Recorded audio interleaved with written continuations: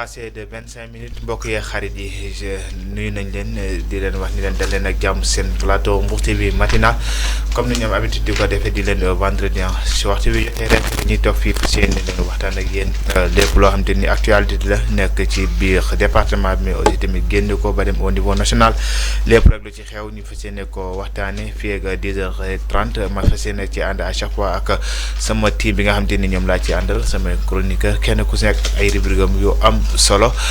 mais laata rek ñuy tàmbale rek ñu wàcc leen kenn ku si nekk daal di ñu tàmbale ko ak Babacar Diallo Babacar nañ lay nuyu. waaw Omar maa ngi lay nuyu di nuyu André Awa ak Mati di nuyu téléspectateurs yi nga xam ne nii ñoo ñuy safoo di ànd ak ñun saa su ne su waxtu wi jotee ngir rek di ñuy wettalikoo aussi di ñuy rootee ci ñun ay xibaar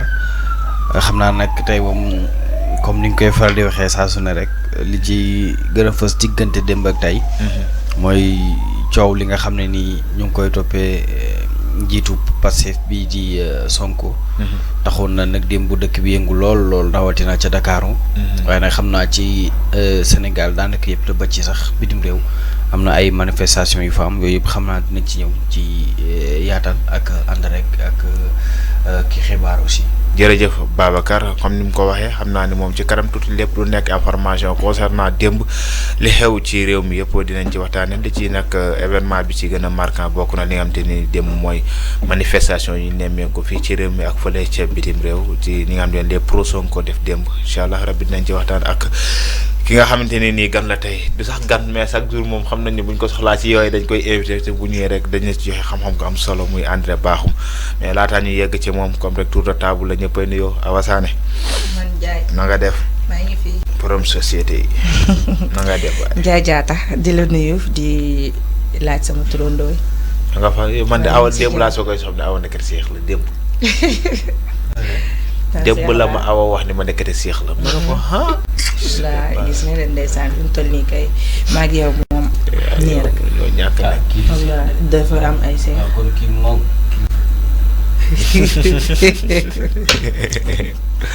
kii am na melokaan xam nga leen tey daa ñëw rek duma laajte.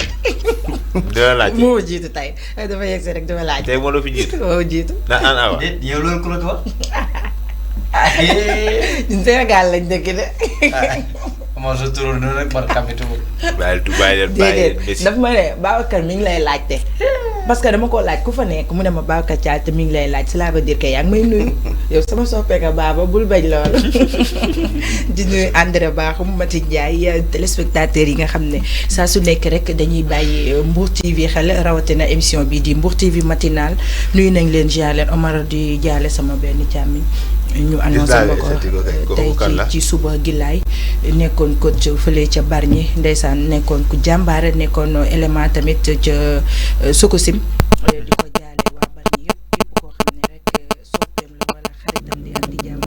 maa ngi la koy jaale bu baax a baax Gilaay seen nekkoon wax dëgg yàlla ñu ko baax ñu ko oyof bi ma ko yëgee tey daal Omar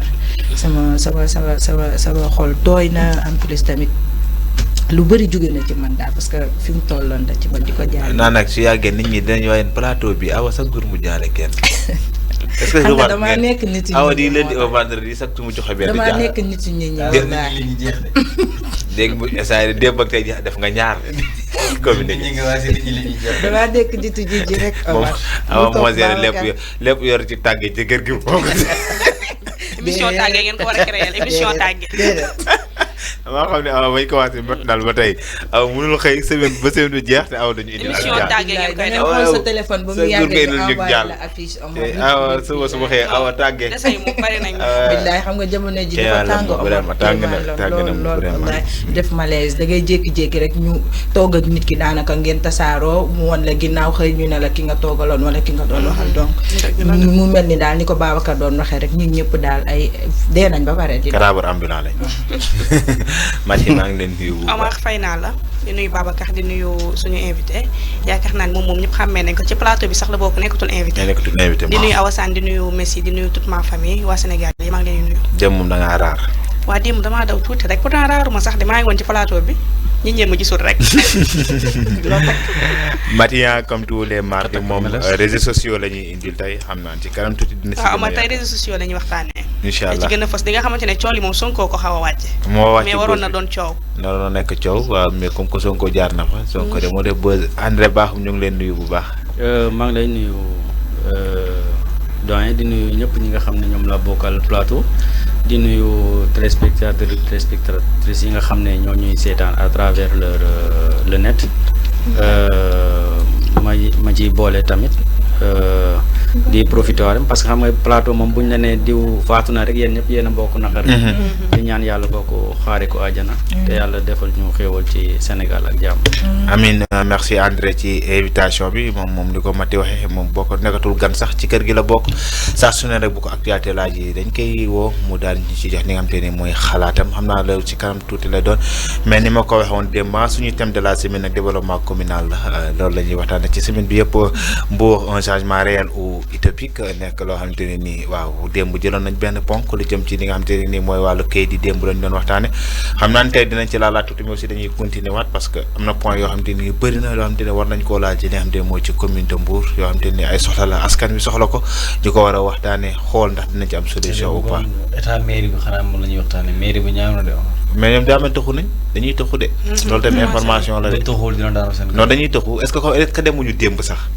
su ma juumul démb askan yi maa ngi ko doon lire ñu ngi nekk côté bi léegi soriwul de. ci wetu CS3 gis naa ku ko esthétique waaw ci wetu CS3 la ñuy taxu le temps ñuy réflexionné foofu mooy mairie bi xam naa dinañ ci gën a yaatal ci kanam tuuti. mais laataa loolu ñu dem ci xibaar yi Babacar. waaw fan la ñuy dem ci kayit yi wala. dem ci kii de comment dëkk bi léegi dara xew. man de li ma jaaxal mooy dinaa ko laaj après André waa xanaa balaa laataa loolu foo fàttali naa publicité ci ay sànnu si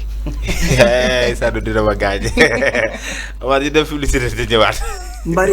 Chez le choix de Mbour, Sanoussi Sarl est un expert groupe dans la construction de bâtiments et conception immobilier, mais aussi la gestion de vos prises de bail, vente et location, biens immobiliers et terrains, transport et assainissement en toute sécurité et clarté. Le groupe Sanoussi Sarl met en valeur les normes juridiques et administratives dans la gestion de vos biens. Sanoussi Sarl, situé au creusement de l'arrêt Saly-Niarniaral en allant vers Marseille Central à gauche. Pour plus d'informations, veuillez nous contacter au 77 705 25 60. 77 705 25 60. Chez le choix.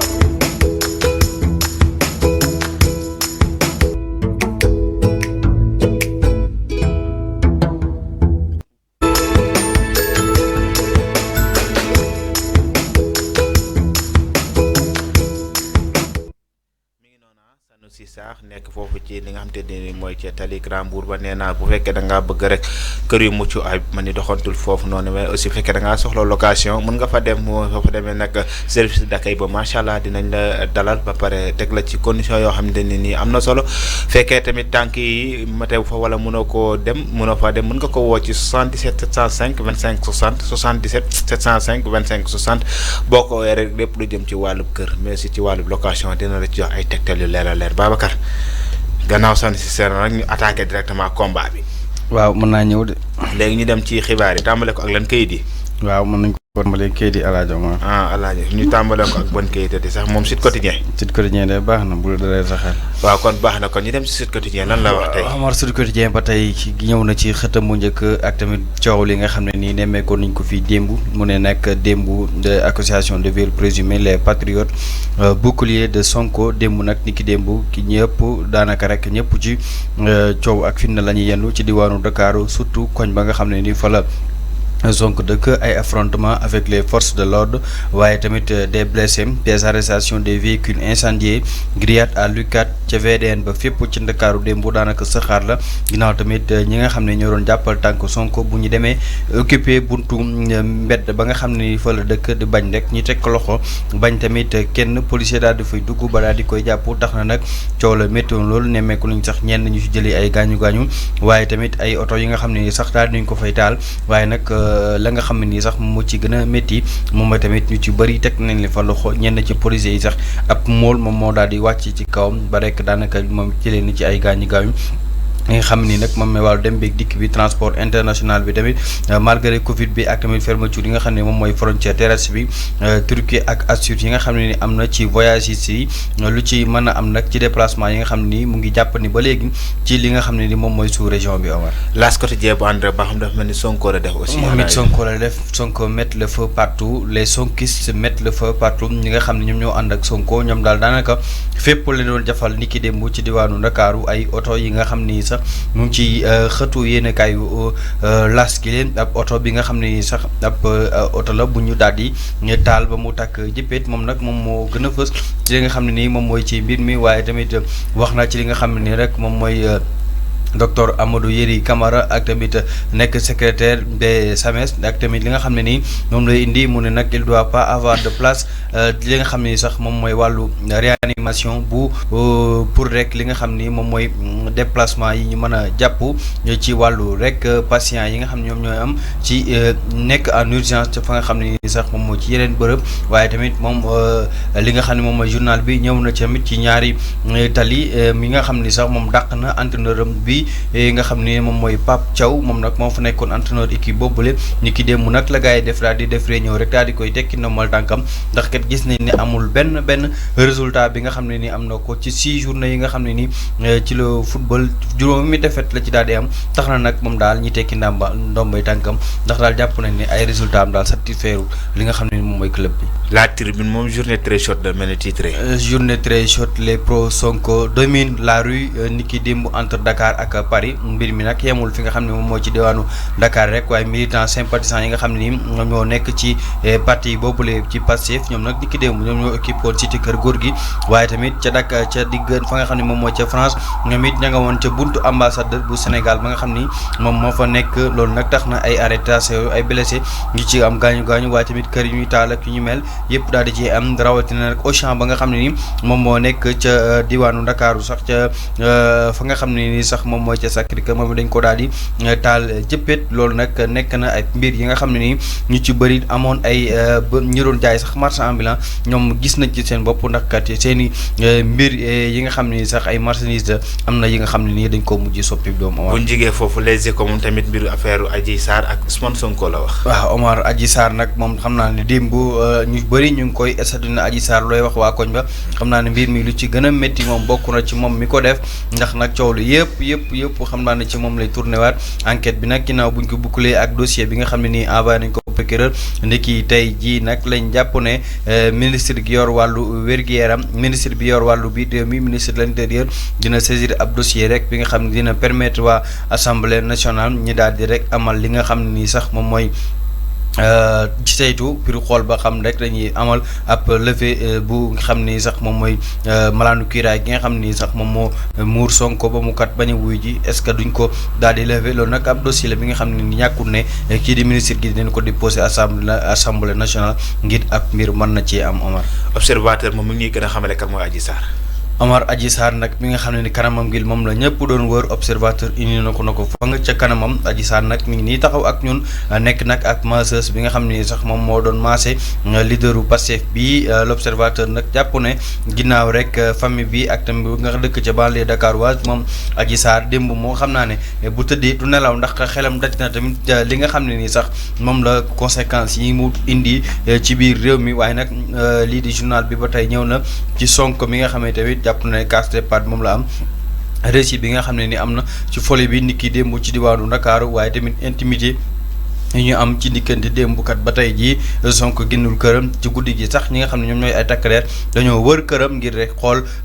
tamit gën ko surveiller xool ba xam ndax dana am ñu burle couvre-feu bi def ay yëngu-yëngum déet liñ ci mën a jàpp Omar moom mooy ñeent fukk ak juróom ci ay nit daal dina leen teg loxo loolu nag ku ko amoon moom mooy police bu Dakar. Vox Populi ba tey les Sonkolé la wax. Omar les Sonkolé semaient le chaos et la violence ci li nga xam ne moom mooy ci diwaanu Ndakaaru li ci mën a jàpp nag moom mooy ay front région du nord bi nga xam ne nii ñoom ñoo fi daal di am daal di nay sàkku ñi rek maanaam sax arrêté li nga xam ne moom mooy bombardement yi maa nga ca Ziguinchor de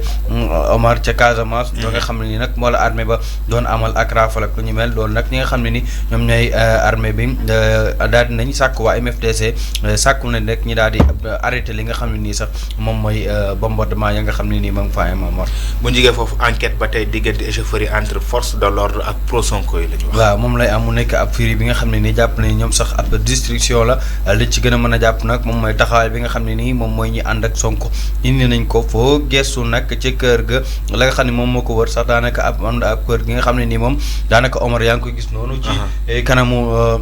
photo bi nga xam ne sax moom mooy journal bi daanaka rek kër ga dafa weexoon waaye léegi dafa soppeeku ñuul ginnaaw taal gi nga xam ne ni ñenn ci ñoom taal nañ ko fa waaye nag Omar coow li yem rek ca diwaanu Ndakaaru ndax ca Ziguinchor tamit ndaw ña fa nekk amaloon nañ ab rek yëngal doon nag ñëpp sonn nañu jàmmarloo ak taskatu xibaar takk der yi foofu nag kenn jàppuñu ko fa waaye nag ñenn ñi nga xam ne ni ñoom ñoo fa ndaw ña wàcculoon ci mbedd taal pour nag lu ñu mel waaye tamit ñi nga xam ne ni ñoom ñoo dëkk ci Louga am na benn kër bi nga xam ne ni ku doon liggéey impôt et domaine moom it dañ ko mujjee taal ñenn ci yi nga xam ne nag moom mooy ay matériel rek lu ñu mel ñoom nag daal dinañ ko fee taal ñoom nag xamuñu kan la waaye nag ki ñuy ñaaw njort ba tey rek mooy waa parti bii di Pastef. Intifada la témoin wax. Intifada la témoin bi wax ginnaaw tamit diwaanu Ndakaaru ak saxaar sax nga xam ne ñu ngi ko fay nemeeku Dakar daal nit ki soppeekoo na dem daanaka ak daay foo xool rek jàppoon nañ ne mbir maa nga fa journal bi nag ñëw na ci ndaw patriote yi nga xam ne ni ñoom ñoo nekkoon ci Dakaaru waaye nag ca France ca Ziguinchor ca Thiès ca Louga ñëpp jógoon nañ ngir rek jàppal tànk ki nga xam ne ni moom mooy Ousmane Sonko ginnaaw tamit tuuma bi nga xam ne ni moom lañ teg ci kaw Momar. Dakar Times neen nañ jël avion dem fële ca bitim réew. waaw génn réew mi dem fa nga xam ne ni moom mooy ca fële ginnaaw tamit pour conseil présidence bi nga xam ne nii pour l'Afrique am na fa le message de Macron aux entrepreneurs africains jot na nag li nga xam ne ni moom mooy étape de finale bi jot na Tour de France entrepreneuriat bi ak tamit li nga xam ne moom mooy wàllu diaspora bi liñ ci mën a nemmeeku nag moom mooy ay diversité conseil présidentiel bu l'Afrique nag daal dinay ñëw am na sax nit ki démb juróomi fan ci weeru février lañ ko doon daal di amal président Emmanuel Sonko nag daal dinay adressé ci li nga xam ne ni tamit ñoom mooy participants yi nga xam ne nii sax ñoom ñoo fa nekkoon ginnaaw ab message vidéo bi nga xam ne ni jagleel na leen ko mun nag mu sàkku ci enseignants yi gouverneurs yi ñi dekk en faveur li nga xam ne moom mooy jeunesse yi nga xam ne ñoom ñoo jógee ci diaspora bi ngir xool nag naka la ñuy def aussi ba valoriser taxawaayu entrepreneuriat ci fii nga xam ne moom mooy ci Afrique. immunité parlementaire bu mel ne ni procédure ba yëkkati nañu ko ci Le Soleil bu ñu ko sukkandikoo. waaw bu ñu sukkandikoo ci Soleil moom moo sax fësal li nga xam ne moom mooy xibaar yi levée de l'immunité parlementaire de Ousmane Sonko li nga xam ne moom mooy procédure bi nag dinañ ko enclencher elle durera nag juróom-ñetti fan lay daal di rek durée maximum en cas où nag d'acceptation de requête du bureau bu assemblée nationale loolu nag mu ngi xamal rek li nga xam ne ni moom mooy procédure boobu rek ñaata nit fukki nit lay doon juróom-ñetti ci parti fukki nit ak benn lay doon su ma juumul fukki nit ak ñaar lay doon juróom-ñeent yi ci fi nga xam ne ni sax moom mooy ci parti bi nga xam ne ni sax moom mooy parti au pouvoir la ñu bokk ñaar ñu opposant kenn ki nag député ki lay doon ngir rek ñu xool naka la ñuy def rek ñoom ñooy déglu ki nga xam ne moom mooy Ousmane Sonko amal ci moom ak enquête laataa ñuy amal immunité boobu. Direct News moom mi ngi ñëw ci li nga xam ne mooy institut boobu di Sweet Beauté. waaw Sweet Beauté moom moo ci daal di am ginnaaw affaire bi nga xam ne sax moom mooy affaire Sweet Beauté bi nekk nag ab salon bi nga xam ne nii nag moom moo doon def wàllu lii di rek man Sweet Beauté nag laa fi gis maanaam nag maanaam traitement de visage moom la damaa xamul nag lu fa yoonu massage li nga xam ne nag moom mooy ci mbir mi Sonko nag ak masseuse bi nag tey jii am nañ jafe-jafe nag ndax kat bu ñu tëddee xam naa ne kenn ñoom du ci nelaw mbir mi daal mujj na soppeeku ab daay gu tàkk salon boobu nag ëllëgëm moom la ñëpp di laaj ndax kat nit ñi dinañ fa jublooti waaw wala déet. li quotidien la ñuy jëm dafa mel ni accusatrice de Sonko. waaw accusation yi nga xam ne ni am na ci Sonko ak sombre histoire bi nga xam ne ni am na ci Adji Raby Sarr nekk ndaw si nga xam ni moom moo ko daal di rek tuumaal nag mu jàpp ne fukki at ak juróom-benn nag moom la am tamit mi ngi signé premier scandale bi nag comment elle a floué son ex li nga xam ne sax moom mooy fiancé moom mooy nag rek fiancé bi nag mën nañ ci dégg ki nga xam ne ni moom mooy kii di rek Ousmane Sonko ñu jàpp ne nag vague yi nga xam ne ni sax am na diggante patriotes yi ci am ginnaaw tamit ñi ko doon jàppal tànk te diwaanu France ñoom ñu ci bëri daal di nañ leen rek jàkkaarloo ak ñi nga xam ne sax ñoom ñooy takk yu bërëb ba loolu nag liñ doon sàkku rek moom mooy ñoom Sénégalais yooyu ñu daal di dispersé wu ndax kat ci jamonoy Covid la ñu daal di nekk. Omar bu ñu jigee foofu source a moom colère opposition bi la wax. waaw Omar ñëw na ci li nga xam ne moom mooy colère opposition bi ndax kat ñu jàppee ne jamono ji Sonko moom xam naa ne kenn mënu ko génn ci patron opposition yi ndax kat ginnaaw Idrissa Seck mi ñu fi doon duuma ndaat Sonko moo ñëwoon 3e comme nag Idi moom dem na làkkatu ci kanamu jiitu réew mi dañu mën a jàpp rek jamono ji nag Sonko moom moo fa daal di nekk loolu nag ñu jàpp ne tamit ab vandalisme lañ am diggante Sonko boys yi nga xam ne ni ki démb wàccoon nañ ci diwaanu Dakar taal ay kër ki lu ñu mel tax na nag Dakar dem dikk moom jël dogal kat daal di tegani ajindi ay bisom ci comptoir bi nag ndax kat jàpp nañ ne li nga xam ne nag moom mooy wàllu sécurité jamono ji nekkul ci tali bi ba tax na nag ñu ne kii rek bu ñu war a rek reprendre li nga xam ne moom mooy dem bi ak tikki bi dinañ ko siiwal ci kanam askan l'évidence ba tey ci mbiru viol bi la dikkaat. ci viol bi la ñëwaat ak tamit zoom bi nga xam ne ni am na ci Rabi Sarr triste célèbre bi nga xam ne ni moom mooy rek ndaw soosule nga xam ne ni nag moom aji daal démb soppi na dëkk bi ab saxaar liñ ci mën a jàpp nag moom mooy affaire boobu nag mujj na laal ñëpp ndax tamit dem na ba ñenn ñi nga xam ne ni sax laale wuñ ci seen yoon nekkul ñi taal ci seen i kër taal ci seen i woto waaye tamit taal ci seen i marchandise bokk na ci ñi nga xam ne ni ñoom ñoo nekk ci waa diwaanu Auchan waaye tamit ñi nga xam ne ni sax ñenn ci ñi doon yor ay marchandise ñoom nag mu ñuy sukkandikoo ci seen kàddu sax li nga xam ne moom mooy marchandise ñi doon jaay wàllu poudre mboot ak lu ñu mel yëpp la gars yi daal di soppi Omar. Libération moom dafa ñëw ci beneen côté ci wàllu immobilier la ñëw dafa. waaw Omar li nga xam ne moom mooy effondrement yi ñu am ci tamit immeuble yi nga xam ne ni wàllu construction yi am ci diwaanu Xooda ba loolu nag moom moo am autorisation de construire introuvable ba moom moo fa daal di am ab immeuble moom moo fa daal di mabbu waaye nag ba tey autorisation de construction ba kenn mënu koo teg bët entrepreneur bi nag moom disposé wul benn papier pour tabax lu ñu mel waaye patron bi nag nekk 3e énergie moom nag ni ki démb jàkkaarloo na ak ñi nga xam ne sax ñoom ñooy démb rek ma nga woon tranquillement ci këram waaye tamit juróomi nit ñi nga xam ne nii 5 morts lañ fa daal di nemmeeku ñu ma ñàkk seen bakkan waaye nag ba tey ji xamaguñu kan moo nekk coupable ci gravité jëf joojule Omar. critique moom mi ngi ñëw ci ki nga xam te ne nii mooy Mamour Diallo. waaw critique ñëw na ci li nga xam ne nag moom mooy yaayu Mamour Diallo âgé de 110 ans moo échappé en flamme ki démb ci diwaanu Louga moom rek laa doon wax ci sama njëlbéenu wax ndax démb ci Louga am na benn kër gi nga xam ne tamit moom mooy Mamour Diallo doon liggéey impôt et domaine moom nag ni ki démb këram ñu dañ ko daal di taal rek ba tax na rez-de-chaussée ba lépp dafa soppeeku daal di ñuul kukk malgré peinture bu weex la woon ndax maamam nag moom nga woon ca biir moom la gars yi di rek daal di gaaw jagat-jagatee ko sinon kon xam naa ne doon ñàkk bakkanam ci mbir mi ginnaaw maire boobu bu mu amee lu toll ci rek lu toll sax ci téeméer ak fukk ci ay at yaay sax la ci Mamour Diallo moom nag liñ ci mën a jàpp moom mooy ba tey coor yi ñoo doon wéy rek ci li nga xam ne moom mooy territoire bu Sénégal bi Omar. bu jigee foofu Walf Quotidien mi ngi ñëw ci wàllu éducation. Omar Walf Quotidien ñëw na ci li nga xam ne ni nag moom mooy réanimation yi ñu war a am ci heure de cours yi waaye tamit li nga xam ne sax moom mooy chaque école tamit ak sa récréation loolu la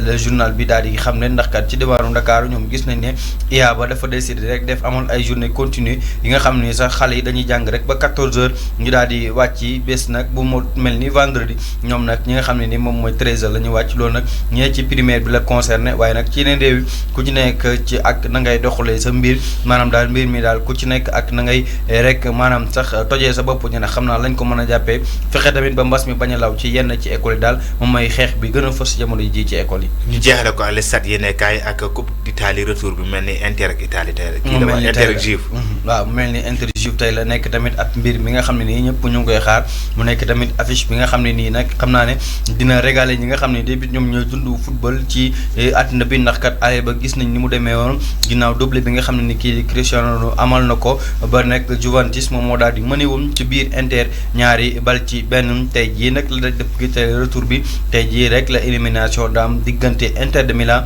ak ki nga xam ne ni moom mooy Juventus loolu nag bu 20h jotee lay doon ma macha allah Babacar mel loolu moo gënoon fëste ci kayit yi mën nañ koo jàpp de kon am na solo bu baax a baax ci jàngat gu am solo googe xam naa ne nag liñ ciy waxtaanee tey bokk na ci nem de mooy affaire Ousmane Sonko ba tax nañu dalal ci fi nga xam te ni tey mooy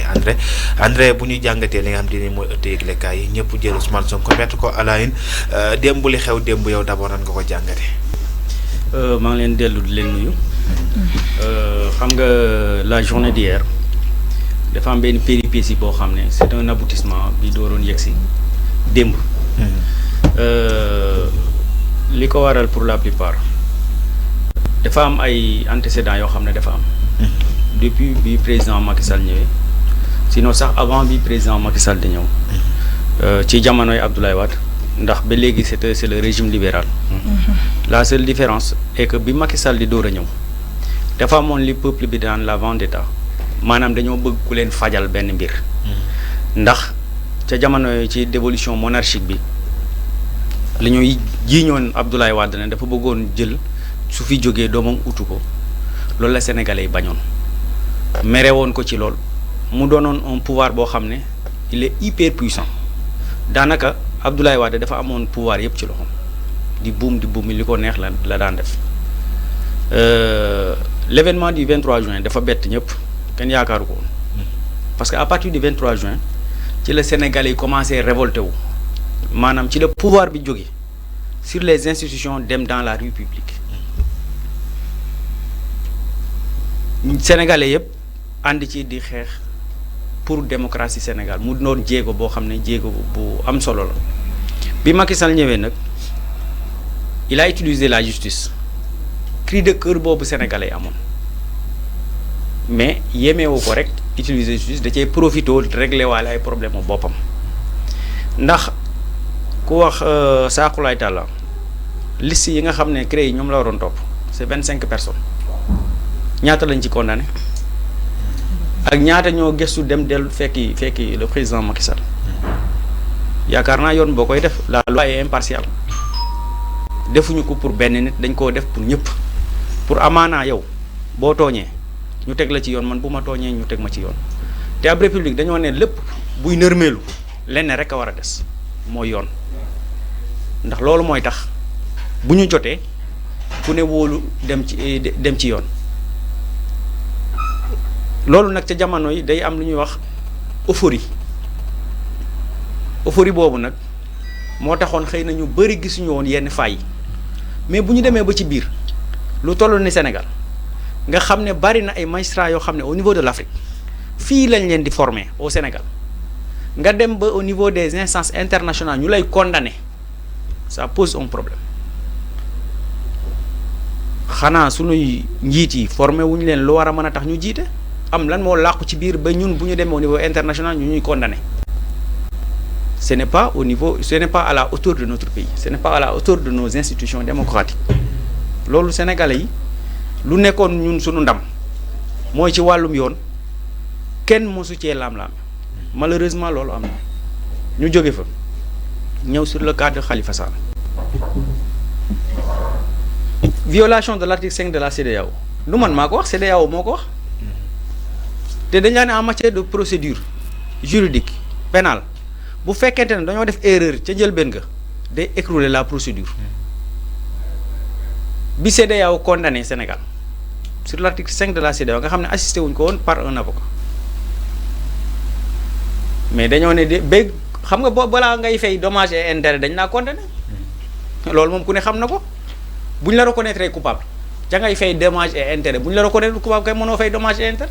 ba ñu sanctionnel da ngay fay nit ki 35 millions nga taxaw ne kenn mënu maa dicter Sénégal kenn mënu koo dicter la nga xam ne moom la war a doxale ñoom loolu lañu wax nous sommes un pays libre et indépendant mais sama njaatige toi tu es libre tu es indépendant moi je suis libre je suis indépendant mais dañoo jël une partie de nos libertés jox ko le président de la République au niveau local au niveau international dafa am ay communauté ay CEDEAO OUA UA ONU ainsi de suite yooyu pour gën a am ndëgër laay ndax jàpp nañ ne maanaam bu dee yow kese man kese mënaluñ suñu bopp dara noonu la amee au niveau international léegi état yi boolewoo ku ne bàyyi lenn ci sa liberté ngeen former benn kuréel bu rëy pour défendre seen intérêt léegi bu amee jiixi jaax dañuy daw wàllu ji ci kuréel googu mu def ay atte waaye atte yi bu ko defee bu dee da ngeen bëgg a dëgëral seen kuréel gi bu ko tegee yow da nga war a exécuter sur le cas de Khalifa Sall dañoo bañ yow yaa ci Khalifa doo ñëw ci Sonko. parce que procédure bu ko non bëggee c'est-à-dire procédure laay ñëw rek li tax. c'est que pour man ñaari cas yi bokkul cas bële cas politique la lii coowal viol la ak lu ñu mel. est-ce que moo tax ma ne la rôle justice bi li ci am parce que bu fekkoon ne nit ñi wóolu nañ justice en réalité à 100% lii boo amee rek ku nekk day toog ne waaye bàyyi justice mu def liggéeyam dana ko jaarale yoon. mais le problème qui se pose c'est la crédibilité de la justice moo tax. ñu bëri commencé ci procédure moo tax ma commencé ci procédure bi. da nga jàpp ne lépp daal Macky ngi ci ginnaaw. non du ma ne lépp Macky ngi ci ginnaaw waaye dafa am ay mbir yoo xam ne dafa xew tey xel ku ndóobin rey sa maam boo gisee lu ñuul daw. kon kay Macky nekk ci ginnaaw ndax mooy lu ñuul li. léegi kon qu'est-ce que mën nga ñëw rek de manière détaillée wala sax résumé. muy benn ba ca teg xam nga le cas de Sonko. dafa am ay procédures yu bëri yoo xam ne da nga daan dégg maître Djibril War des fois da daan menacé ne Sonko dañoo war a introduire benn loi boo xam ne ku ñu rajee dootoo présenté au candidat ci élection présidentielle. Donc procédure de liquidation boobu nga xam ne dañ ko saxal ci bopp askan bi erreur la ndax day tax bu subaa leneen lu xewati dañuy naan lii yàgg na fee yàgg nañ koo junj muy am loo xam ne nag c'est un manque d'élégance républicaine maanaam boo nekkee ci république yu mel nii jamonoy indépendance bi léegi benn yoon laa ko mos a dégg mooy diggante Jombaas Jaw mooy affaire Jombaas Jaw ak Omar Sarr bu ñuy xëccoo Dagana ci affaire jigéen ca la Jombaas génn sax dem APR lu mel ni musta am ci histoire Sénégal. ndax bokkul àndut ak sunu aada. waaw léegi est-ce que tamit mën nañ koo classer ci un dossier purement politique parce que tamit comme fi ñu ko classé côté viol ak lu ñu mel mënut tamit interpeller wala ñu remettre en cause situation bi lan moo waral Sonko tombé ci piège bi. xam nga mënoo cee génne politique premièrement d'abord la personne concernée bu dee dëgg rek la ñu wax c'est le leader de l'opposition actuellement. parce que ku ñu waroon wax ne leader de l'opposition la mooy Idriss Seck dem na fekki nguur xam nga kooku mënatoo wax ne opposant la mais benn opposant bu radical boo xam ne Macky am na ko depuis bu mu fi ñëwee c'est Sonko et il a commis des erreurs parce que Sonko c'est Macky qui l'a créé de toutes pièces bu ñu fàtte ne 2016 moo ko radié may ko liberté sénégalais jox ko kii laayu député en 2017 moom loolu yëpp ay erreur la yoo xam ne da koo def. erreur kan dama jàpp ne erreur u Macky Sall la parce que gis nga fonctionnaire doo ko jël rek radier ko noonu mënoon na koo jël sax affecté ko quelque part xupp xëy na ci ay yeneen anam mais bu mu ko radier ci la ko sénégalais jox loo xam ne parce que ñi ko jox dañoo jàpp ne c'était une victime 37000 voix ki jógee ci 37000 voix ñëw ci kii am plus de 700000 voix xam nga ne il y a am na gàpp. loolu pour man ci loolu la ñu war a jàngal te xam nga viol du lu ndaw. viol du caaxaan de boo jàppee ne kii premièrement d'abord boo jàppee ne waa ji mënuma ko éliminer leneen tax ndax meurtre nga ko mën a éliminer ak détournement comme ni nga jiñ kii Khalifa Sall. te détournement mënta ne ndax géré wul dara ba mu génnee il est limpide meurtre du yomb bon benn cas moo am boo xam ne. mérité na xëy na dem chambre criminelle mbaa leneen mooy viol gis nga boo demee dans les pays russes scandinaves ak yi ni mel bu ñu bëggee toroxal adversaire ci foofu la ñuy jaar. mais aussi Sonko moom kenn forcé wu ko mu dem salle de massage muy benn ñaare ba ca teg justement kenn forcé wul kenn mu dem salle de massage dañ ko liggéey xanaa mu jàpp ko mu jóg rek dem yoonam. mais moo demal boppam. loolu dañuy ñëw sur le côté politique d'abord. xam nga ba ma may rek ma développé rek. waaw dañ koy baral waaw dañ koy baral ci beneen côté bi sur les faits. waaw j'espère que vous avez la plainte. oui plainte bu ñu kii. ndaw si nee na Sonko da koo violé. non da koo violé. violé waat ko. viol répétitif la. viol répétitif la. donc du benn yoon te du benn fan. xam nga nit ki peut-être que mën nga koo violer plusieurs fois en une seule journée. mais di viol di dem ngi ñëw. waaw non maanaam. viol bu moom sax ñoom ñaar seen diggante la expliqué. waaw ci ko violé tey day demaat yoon toll ko c'est-à-dire heure bu ñëwee c'est nekkul quelque chose boo xam ne da koo séquestré sur place di ko violé mais c'est-à-dire heure bu ñëwee. voilà moo tax loolu laa bëgg a leeral. waaw moom laa la dama la ne. waaw nit ki mën nga koo violer plusieurs fois en une seule journée mais mën nga ko violer plusieurs fois en plusieurs journées te bii plusieurs fois en plusieurs journées la ndax da koo violé neen da koo violé demaat beneen yoon violé waat ko demaat beneen yoon violé waat ko ci biir plainte bi loolu la wax mu ñëwaat ni waa ji dafa yore ñaari fetal man damaa jàpp ne garde corps yi benn fetal la ñu yore ak chargeur. mais Sonko. may ma rek amutoon dama lay expliquer. Sonko actuellement nii amatul garde corps. waaw mu ngi ñaari fetal c'est-à-dire kon fu muy munti dem moom kese demal boppam. mu ngi nekk nee na parce que amatul moyen noire pour am garde corps démb la ko Bassirou Diomaye Faye wax nee na amatuñu moyen pour wutal ku toll ni Sonko ak fi mu toll ci réew mi mënul fay garde corps loolu tamit c'est une interrogation qu'on doit poser. waaw nga may ma rek ma continuer tout si sama déedéet nee na moyen boo ko mayatul moyen bi mais loolu ay xeeti xeet waaw Sonko ceinture noire karaté la self défense boo ko jàngee dafa mel ni ko yore ngànnaay boo jàngee self défense tuuti day mel ni ku yore ngànnaay yaa ngi moom yéen a bokk daanaka ndax nekkatoo Oman Ndiaye mbaa nangam ndax am nga leneen loo xam ne mën nga ko utiliser ko pour protéger wu est-ce que Sonko soxla na utiliser ay fetelam pour menacer ko muy benn ñaare ba ca teg mooy circonscription de la maison benn salon la à 4 chambres selon les témoignages du propriétaire du salon yow bu ñu la violé xanaa kay lu mu bon sa kilifa da nga ko ne ah lii nangam dal na ma balaa ngay jéggi di dem feneen di nga njëkk a wax ne nangam dal na ma bu dee dañ koy régler à l'amiable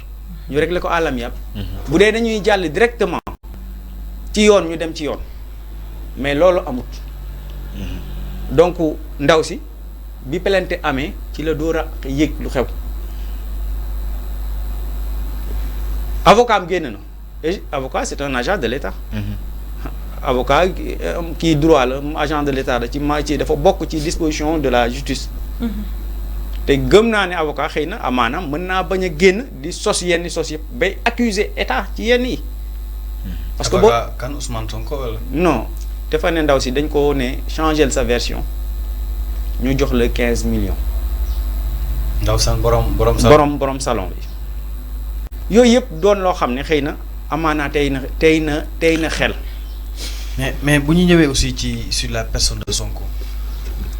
est-ce que aussi ci fu mu toll ci réew mi ak fi ñu ko doon xaar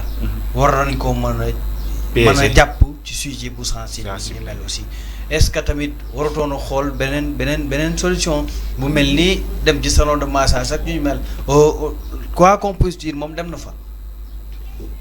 waaw parce que yoon bi fi mujjee dem ndaw si ne 22h la fa dem ci heure couvre-feu aussi faut aussi ñu ko ciy sóoraale donc 22h salon de massage heure couvre-feu loolu xaw na tey xel André non man dama jàpp ne en matière de couvre-feu yow booy liggéey en tant que journaliste amoo heure loolu ñun ministre de l'intérieur may na nu ko mais day fekk dox farata nekk ci liggéey bi boo waaw damay ñëw rek bu dee da ngaa tawat amoo heure pour dem hôpital waaw loolu tamit maye nañ ko te léegi boo jàppoon oto pour man dama am cas yu mel noonu problème bi la chauffeur bi dañu ko wax dem bi amul problème parce que tu as le malade avec toi mais retour bi bu ñu la jàppee te jàppeewuñu la dara mën nañ jàpp ne xëy na da ngaa doxi woon say soxla mbaa yeneen client rek ñu jàpp la mais aller bi amul problème muy benn ñaare ba ca teg c'est un député de l'Assemblée nationale te Assemblée nationale c'est le deuxième pouvoir dañuy am de l'État autorisation de sortir mais loolu nag waroo leen koo fàtte léegi nag est-ce que moom en réalité violé na man terme viol bi day xaw a kii tuuti ci tamit bëggoon naa ñu leeral ko maanaam moo viol Omar pour André nga leeral ko askan wi ñi nga xam ne peut-être day lënt seen bopp mooy sàkku nit par force par force da ngay utiliser sa force sans te man damaa jàpp ne ci plainte bi xëy na balaa ngay violer nit pour la plupart man yi ma jot a gis yal na ma yàlla dimbali li ma def ci sama carrière ma bañatee dajeeg jigéen joo xam ne dañ ko siif parce que c'est extrêmement difficile dafa am benn cas rek bu ndaw xanaa balaa ngay siif nit dañ koy dig dara d'abord man yi ma gis yëpp da ngay interpeller nit ki dig ko dara rawatina nag koo xam ne da ngay dajeeg moom tout le temps ci biir plainte bi waxuñu ne benn yoon Sonko mos na maa proposer nangam pour ànd ak man xam nga boo proposer nit ki mu bañ nga forcer mais loolu amul ci plainte dafa ñëw rek ne dafa force loolu nag xëy na yoon moo ñu koy gën a leeralal.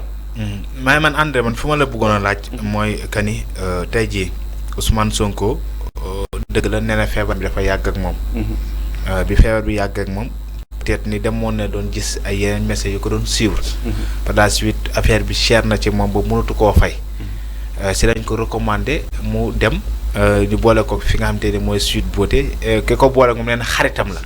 maanaam sax ñi muy àndal si seen biir maanaam si biir Pastef am na ñoo xamante ne nee nañ il était pas au courant am na ñoo xamante ne yëguñu ko woon parce que loolu nee nañ seen vie privée la duñ ko boole ak leneen liggéey bi. mais di nga toll foo xamante ne nii c'est-à-dire personne bu tudd Ousmane Sonko ci réew mi. tey jii boo demee bay dugg si yenn affaires yi certes dëgg la santé moom mooy primé avant toute chose soo wérul doo tal dara.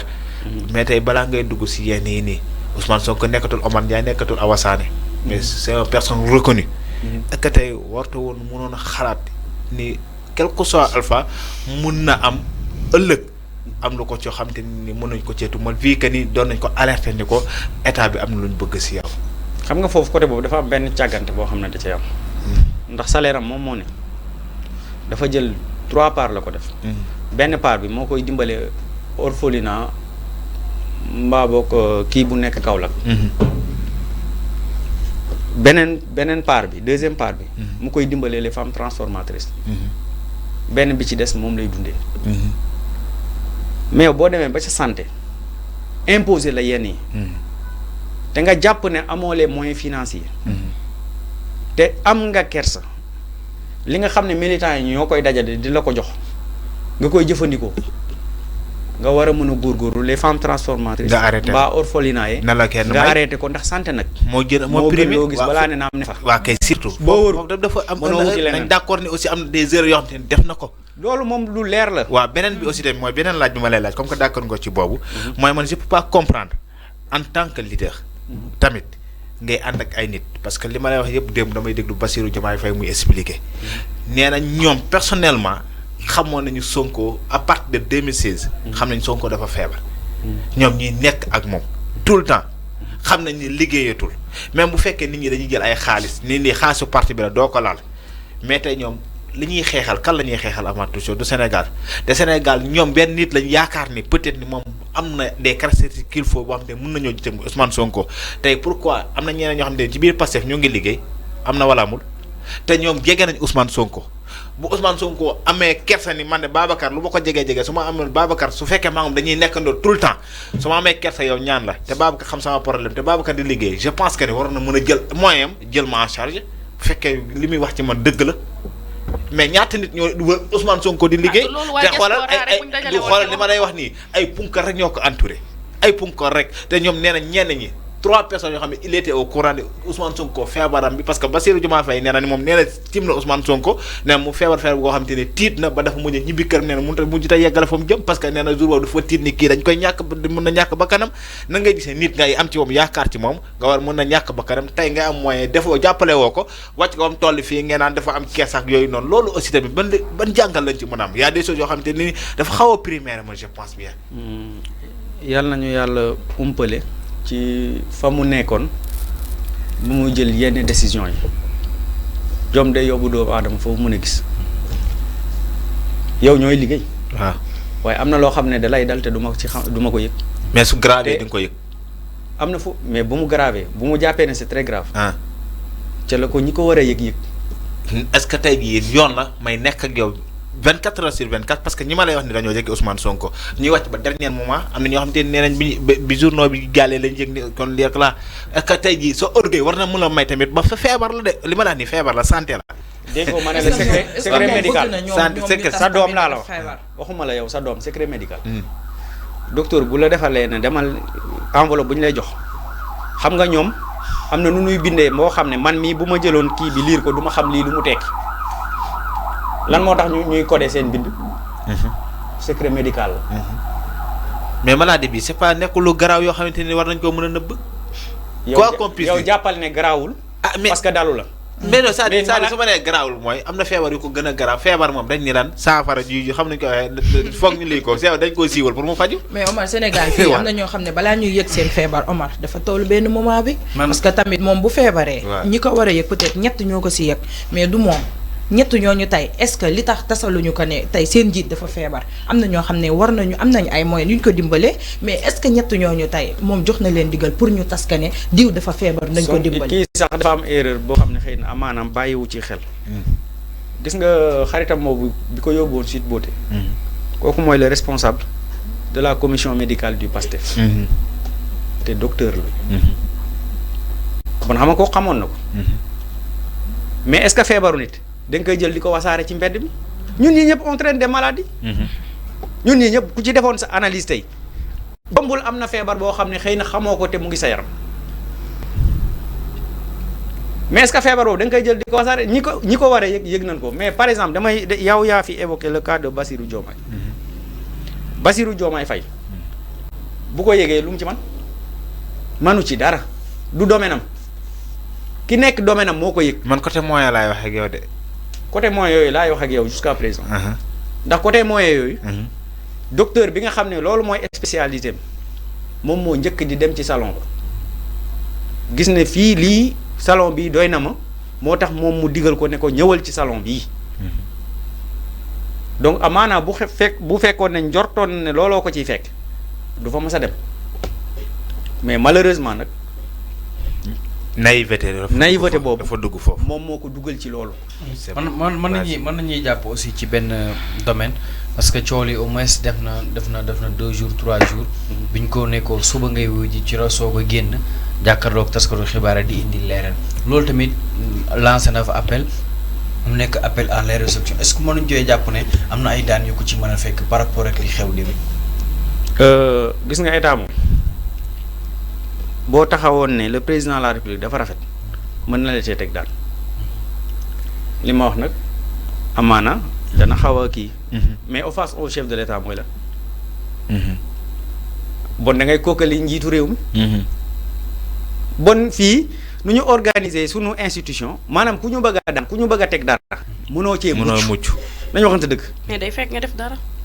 waaw mais déggoo li ma la dama ne boo taxawoon tey ne président de la république. dafa rafet mën nañ ko inverser. mën nañ ko cee inverser. waaw mais ci teg la offense au chef de l'État comme ni nga ko doxalee démb bu ñu bàyyee tuuti André waxu politique waxu état. mais teg ko ci yoon aussi est-ce que loolu it waruñ ko cee mën a daan convenablement. xam nga mooy li ma ci njëlbeen ba. xam nga avant may tàmbali. dama ne gis nga ab réew lépp bu demee ba nërmeelu dafa am loo xam ne lenn moo war a des mooy justice. te justice boo demee ba askan gi ñu bari am njortu ci yoon loolu baaxul ci réew. mooy li daloon Abdoulaye Wade demoon na ba benn instant booy waxati waxu justice nit ñi dañ lay déglu ndax dañuy jàpp ne ay calcul politique la. ndax nguur nag dafa am doole. te boo liiree benn borom xam-xam égal lu mu lay wax l'État est un monstre froid. qui ment froidement. bu la bëggee toroxal day utiliser violence des fois mais day utiliser yoon pour jéem a légaliser yenn procédures yi pour dal sa kaw. est-ce que loolu la est-ce que du loolu mais procès bi man damaa jàpp ne pour l'intérêt de Ousmane Sonko dafa war a am. pour lépp leer. pour lépp leer. ok si loolu mooy wax ci. parce que deful yëgul kay. comme nee na moom. deful. ndaw si ne yow yaa ma def donte procédures yi ñu bëri ñaaw nañ ci njort parce que man maag yow gis nga boo ma tooñoon commissariat laa jëm moom ndaw si lan moo tax demul ca commissariat tëb dem section de recherche. waaw section de recherche du ndaw de. ñun ñoo ko bëgg a politiciens yi sax laay wax de du ma ne ñun politiciens yi ñoo ko bëgg a banaliser section de recherche ak dikk. ñun bu ñuy nekk gune yaru ci banlieue Dakar boo déggoon ne ñoom diw ñii am nañ mbokk bu nekk dikk ñooñu carte blanche la ñuy am ca koñ ba. te banlieue ku ne xam na ne insécurité fa la wulee ñaay. donc désacraliser institution yooyu ca jamonoy Abdoulaye Wade la tàmbali ñii di commencé xam section de recherche. mais d'habitude dossier bu ñu fa mosaan a yóbbu du doon dossier bu ndaw. un jeune de 20 ans bi dem section de recherche di fa porter plainte mais moo tax les gens ont intérêt à ce que le procès là. pour ñu tenir ko pour mu leer naññi. pour mu leer ko. pour mu leer parce que loolu ce sera à l'intérêt d'Ousmane Sonko aussi. quoi ci intérêt la parce que buñ ko boucler. intérêt la mais intérêt justice Sénégal buñ ko nëbbulee lu ko teree wuyu ji ba mbir mi demee nii. xam nga ñun ñoo ne ab député dafa am malaanu kiir laay. waaw mais lu dul flagrant délit. waaw mais ci procureur bi am na aussi benn légitimité bu dee ci flagrant délit la viol mën nañu koo jàppee ci flagrant délit la bokk ak tamit menace de mort gi am. dernière laaj baa ngi noonu ñu dem ci Mati Ndiaye. Mati nee na viol bi flagrant délit le viol. nun ko jàppee moo expliqué ñu tuuti. Mais viol ñëpp xam nañu du lu ndaw. waaw non du ko def xam nga ne loolu moom pur délit la dañ koy wax sax parce que du doon loo xamante ne dañ koy bàyyi noonu rek mu jàll. non viol du délit sax crime la. non viol gis nga awa viol ma expliqué la tey lan mooy viol sànq yaa ngi laaj lu am solo gis nga sa jëkkër ak jabar sax mën nañ dëkk nga koy violé mooy nga tëdd ak nit ki te nit ki nanguwul nga tëdd ak moom mu bañ a yuuxoog mu bañ a jooy wala nangam mais moom tant que mu ngi koy bañ ci biiram rek kooku violé nga ko. c'est ça parce que am na ñoo xam ne dañuy moo bi. waaw comprendre kon xam nga mën na bañ a yuuxu mën na bañ a xeex ak moom mais moo ngi koy violé loolu yëpp mën na nekk. mais nekkul délit crime la. flagrant délit bi laa koy laaj. waaw du délit daa xër rek crime la. viol du lu ndaw c'est-à-dire bu fekkoon délit waaw mais flagrant délit dama koy laajte flagrant délit bi puisque nit ñi dañuy seetaan dama koy laajte moom ci flagrant délit bi maanaam ci waaw lan mais du lu ndaw viol du lu ndaw li mu def moo rëy moo tax ñu war koo mën a def teg ko ci yoon lijjanti ko bu doon leneen lu ndaw la def comme leneen peut-être mën nañ ko bañ a convoquer en tant que ni ngay waxee que ne moom kat lii la nu député la mën nañ ko bañ a mën a convoquer mais li mu def moo dul lu ndaw moo tax ñu convoquer ko ci saa mais flagrant délit bi ngay wax ak li ngay expliquer nii du benn moo tax ma lay laajte lan yow nan nga déggee flagrant délit pour l'intérêt déedéet du loolu flagrant délit mooy loxo ci biir poche moo tax ma ne la nan la ko violé parce que bu dee flagrant délit kay war nga xam ne diw nii lañ ko Bougazelli bu ñu koy jàpp gars yi bu ñu koy jàpp ñëpp dañ ciy gis moo tax amul laam la mais kii accusation la du flagrant délit accusation boo xamante ne dem nga ñëpp xam nañ ne dem nga te moom ci boppam nee na dem naa mu nga fa woon mais bu doon flagrant délit mu nga fa woon mais xam nga bu doon demul wala nangam kenn du ci am lu leer mais dem na à 21h moom Ousmane Sonko nee na dem na ca massage fa salle de massage ba la fa xew nag fekkuñu ko ci kaw xale bu jigéen bi mais buñ ko fa fekku te xam nañ mu dem te dem loolu la André bëgg expliquer c'est-à-dire fait xam nga fekk en droit les faits am na Omar mënuñu ne fait amu fa parce que bu jógee këram rek di dem ca salle de massage ba rek ça veut dire que ne fait am na xam nga maag yow déjà fait am na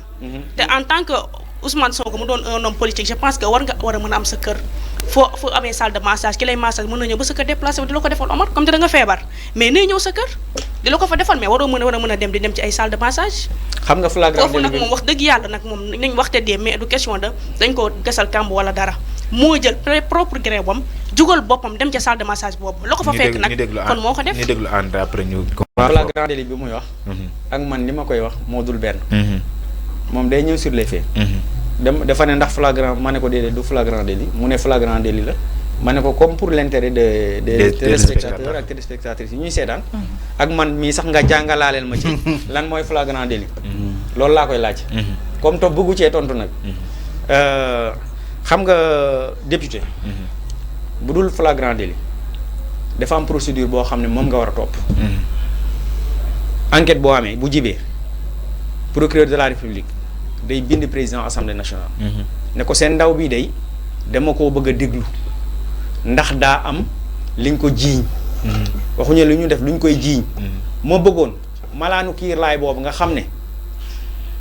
Sénégal moo ko jox ngeen génneel ma ko ba ma mën koo déglu su boobaa day am commission boo xam ne dañ koy biir assemblée nationale la ne ñu taxawal ko foofu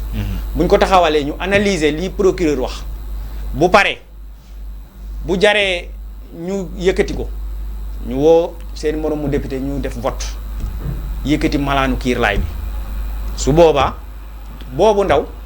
yoon da koy am droit jëli ko maag yow ñoo ci bokk yëpp bu dul boobaa mën naa bindaat procureur ne malaanu kiirlaay bi dañu ko yëkkati procureur nag mooy kilifa ndaw ki police ak gendarmerie mën naa entêté wu mais day violer loi bi dem jëli kooku bu dee yëkkati ñu malaanu kiirlaay bi mais bu fekkee yëkkati nañ ko mu dem jëli ko nekkatul force. moo nekk suñu li ngay bëgg a expliquer mooy la naroon a xew démb. maanaam dañuy askan dañoo yaakaaroon dañ koy jëli. dañ koy jëli te waruñu koo jëli mais est-ce que aussi foofu erreur de communication amul parce que moom Sonko est-ce que jot na benn yoon bu procureur na ko surtout convocation la jot boo wéyjul est-ce que jot na benn retour bu ne ko boo ñëwul dinaa la jël si te que loolu aussi xawal da laam-laamee ci xelu askan bi. xam nga du procureur sax moo ko jox convocation. commandant section de recherche moo ko jox convocation. pour mu ñëw leeral ci benn mbir moo xam ne dañ ko koy accuser mu ne man du ma dem. te ñii ni ma gisee ñuy doxalee. dañuy ñëw forcément yóbbu ma. mais moom jàppal ne du ma dem tey fii léegi yëkkatuñu sam malaanu kiraay bu ñu ko yëkkatee nag à 9h 9h05 ma dem wuyu ci. merci beaucoup bon c'est-à-dire que moom bu ñu koy convoqué ti xëy na bu ñu yëkkatee malaanu kiraay bu ñu koy convoqué ti bu ñu ko woowee dina ñëw. mais flagrant délit moom wax dëgg fa neexee yàlla bu dee man dégg naa tuuti tubaab mbaa li ma déggul tubaab moo bariwul. flagrant délit mooy ku ñu jàpp loxo ci biir poos. jàpp ko boo jàppee nit ki loxo ci biir poos. xëy na war ngaa wax ne diw moom moo def nangam. nii la ko defee ci anam yi la ko defee. expliquer fait yi. mais lii accusation la du flagrant délit man ci li ma. c'est bon leer na mais ci avec les faits daal mën nañ ne viol daal bu dul dara viol daal le mot viol rek bu ñu ko déggee. dafa ñaaw loolu moom lu garaaw la. te je pense que viol. ak ku ko mënti def tamit amul sax lu sax ku ñuy jël di la jël. ku ñuy viol. da ngay jàpp ne même en France études yi nga xam ne def nañ ko ci matière de viol ak yu ni mel. les 75% études yi ñu def les 75% d'accusations de viol ils ne sont pas avérés. sont des accusations qui ne sont pas avérées une accusation boo ñu avéré wul nag xam nga c'est très compliqué baatu viol boobu léegi nag ci flagrant délit bi faw mu nangu ko mooy loxo ci jàpp nit ci loxo ci biir poche. te jàppaguñ ko donte viol crime la. meurtre crime la. ku ko mën a def ak kii am yéene parce que dañu ne en matière de délit l'intention vaut l'acte.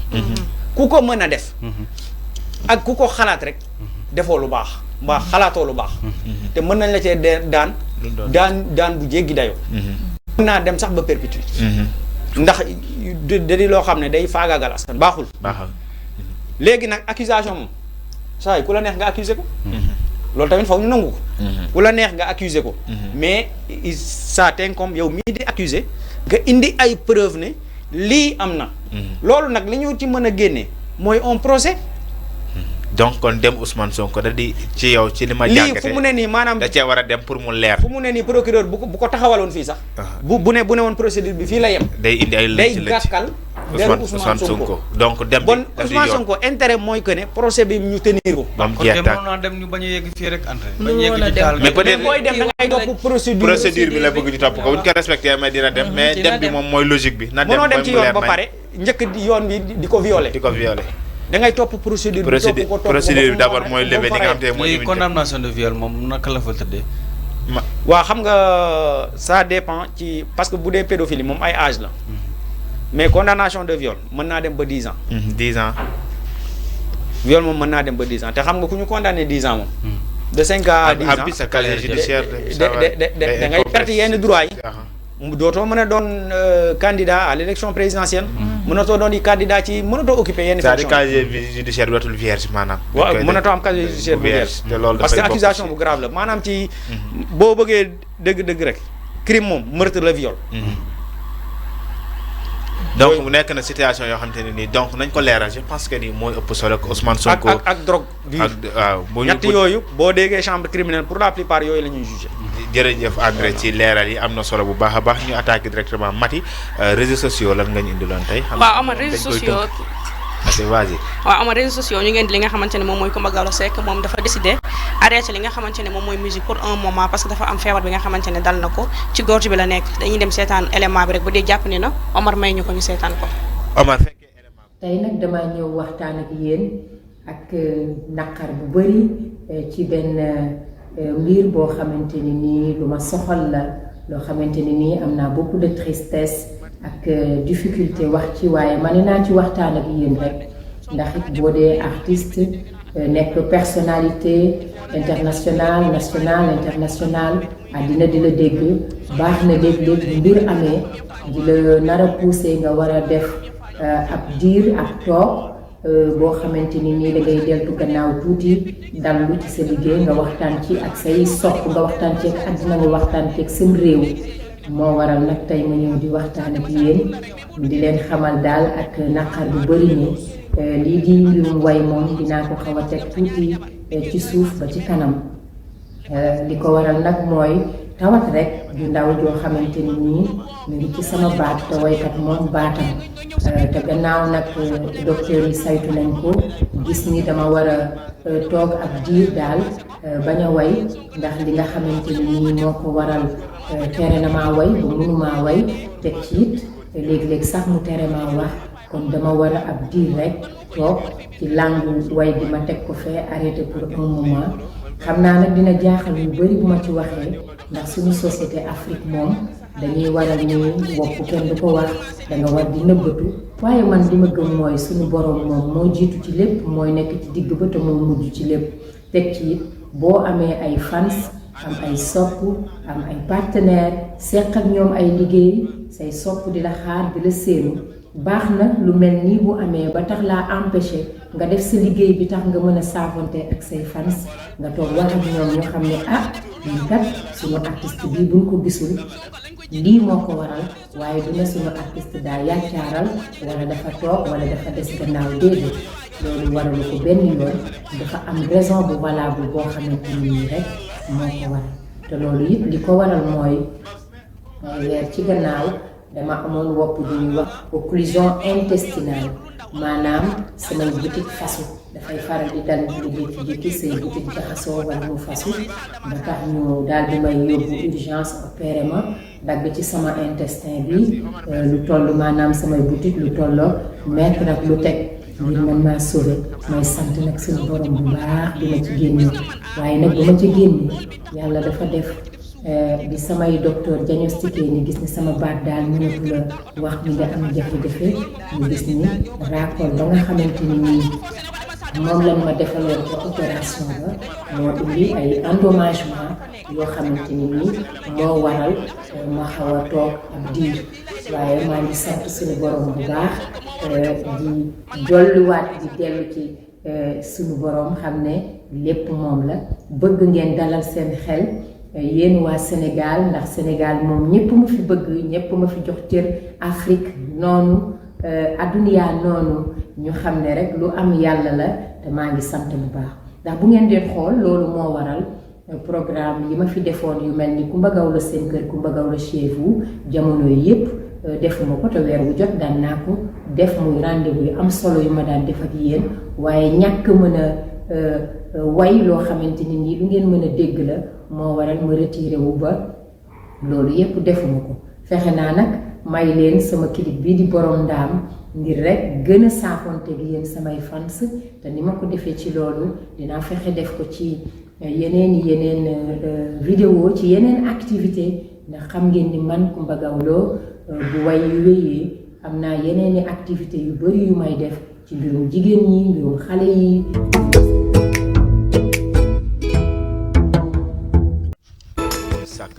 jërëjëf Omar ci vidéo boobu Mati. waaw Omar yaakaar naa ne ma ngi noonu gis nga Coumba Gawlo dafa décidé arrêté li nga xamante ne moom mooy musique à cause de maladie bi nga xamante ne moom moo ko dal mu nekk la voix d'or doon waykat bu mag yaakaar naa waa Sénégal yëpp bëgg ko moom naka naa lu ñuy def mooy dul ñaanal ko rek mu jóg ci li nga xamante ne moom mooy feebar bi ba ñëwaat ci li nga xamante ne moom mooy ci biir arène bi parce que yaakaar naa ne arène bu mag la mbër mu mag la li mu daan way neex na bu yuuxuwaan rek ñëpp kontaan ci deuxième bi nag mu doon li nga xamante ne moom mooy suñu papa Youssou Ndour moom aussi Omar am na lu mu def ñu seetaan ko te ñëw li Youssou Ndour def ñu xool lan la Omar. boo ko nekk artiste musicien bu kenn dootul présenté ti fii ci réew mi ginnaaw rek ci ab xeex bu mu seqoon nag soxnaam si di Aïda Coulibaly ndax Youssou Madjiguène Ndour dafa daal di tàggu soxnaam si di Aïda ndiki samedi xamal ko ne ko dafa amee benn réunion de travail te amaana sax dana fa guddee ci noonee rek la Aïda daal di amee ñaaw njort ci li nga xamante ni borom këram boobee wax na ko ci la ko daal di topploo ginnaaw rek ci ay piste yoo xamante ne nii rek ay xaritam jox nañ ko ndax moom dafa ñaawoon njort ci li nga xamante ni borom këram boobee wax na ko ci noonee rek la daal di gisee otoom rek ci benn immeuble bu nekkee Ndakaaru waaye nag dafa daal di créer foofu benn scandale daal di koy génne ba ci biti daal di koy xaawi suturaam daal di koy dóor yu metti askan bi nag daal ci jaaxle lool ginnaaw rek buñ sukkandikoo rek ci Walfadjri mi xamle yooyu lekk information ci noonee rek la askan bi daal di sampee ab laaj daal di jëmee ci mbir moomu ndax Youssou Madjiguène Ndour dafa war a rek sàng boppam xam li muy def ndax dafa nekk kilifa waaye itam ndax dafa war a yar ki nga xamante ni rek moo di soxnaam nekk na nag mbir mu doy waar lool ñëpp rek ñu ngi ci yëy yàbbi rek jamono ji en tout cas daal liñ mën a jàpp rek moo di kii di Aïda Coulibaly dafa dóor yi métti ki nga xamante ni moo di borom këram bii di Youssou Madjiguène Ndour ndax daf ko fekk rek muy doxaan ci benn appartement. xamante ni musicien bu ñëpp xam la nekkatul ku ñuy présenté jamono ji donc ñu ngi xam ne ni que ci boutique samedi bi dafa tàggoo woon soxnaam comme quoi dafa am benn réunion de travail te dina fas yéene guddee boo moytu sax dina fanaan donc par la suite ñuy xam ne ni que soxna si dafa daal di mujjee ñaaw njortu ndax jamono yooyu yëpp daf ko doon soupçonné d'infidélité ba mu interroger ñi nga xamante ne ñoo di yenn xaritam yi dañ ko daal di jox yenn piste mu daal di koy fekk ci benn immeuble bu nekk fii ci réew mi ba mu demee foofu nag ba couvre-feu bi jeexee mu daal di fay gis oto borom këram boobu daal di koy fekk ci li nga xamante ni moo di kër gi donc ñoom xeexee wuñ ci biir kër gi mais dañu génn ba ci mbedd bi soxnaam si dóor ko dóor yu métti donc ñenn ci internautes yi doon demander à savoir soxna soosu kan la ak borom kër boobu noonu musicien boobu kan la mais par la suite dañoo gis ne journaliste bii di Adama Gaye moo génn si page Facebook am pour dire que musicien boobu Youssou Ndour la te lii lee doy na waar bu baax ndax honoré wul li nga xamante ni moo di état du Sénégal ndax moom dafa bokk ci nguur gi donc buy joxe na joxe le bon exemple non seulement waaye mu yor ki nga xamante ni moo di soxnaam aussi. mais lan mooy bon exemple. mooy par exemple Youssou Ndour lu doxal. waaw lu doxal waaw quand même.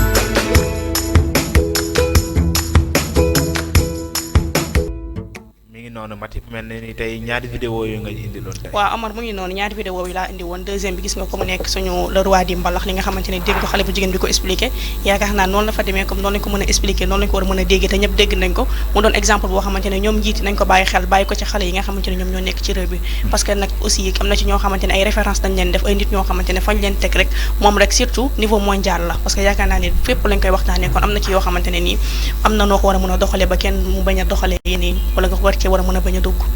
parce que Omar fi mu toll nii moom daa mel ni suñu njiitum réew yi ñoom ñu ngi commencé. Babacar situation yi d'abord Coumba Gawlo ak ni mu décidé ni day arrêté carrière musicale am ak li nga xam te ne mooy coowal Youssou Ndour ak ki nga xam te ne mooy soxnaam. waaw Omar d'abord di ko masawu Coumba Gawlo ndax nee na wér-gu-yaramam moo ko maytul pour mu way et puis gis nañ tamit li mu doon représenté ci chaîne musicale bi. mu nekk nag mbir mu xam ne nii peut-être dina xaw a triste ci suñ côté ñun ñi nga xam ne nii moom lañ daan safoo saa su ne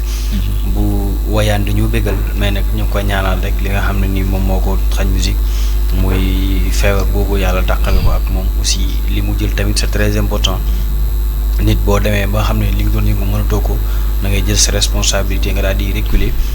parce que santé avant tout comme ni nga ko waxee. grandeur dëgg la montré foofu. dafa am solo aussi.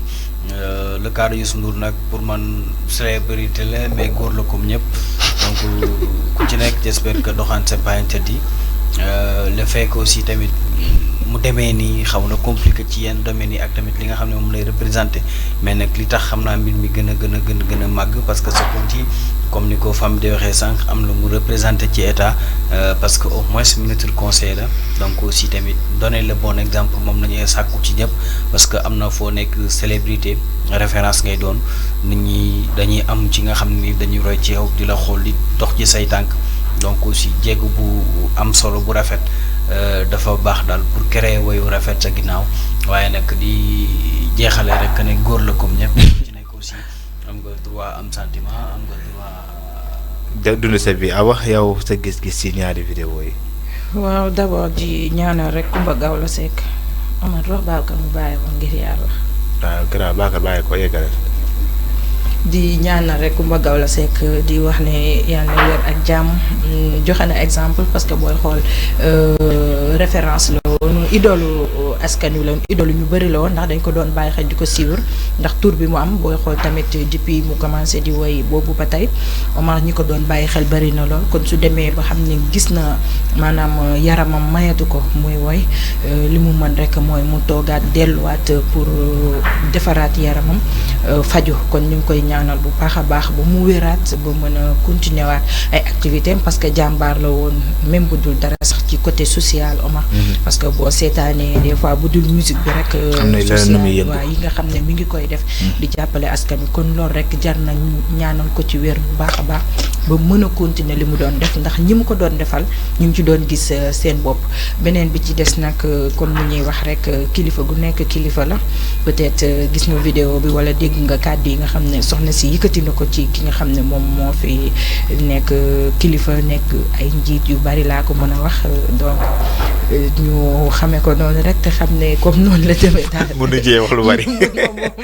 mënuma cee sori. André.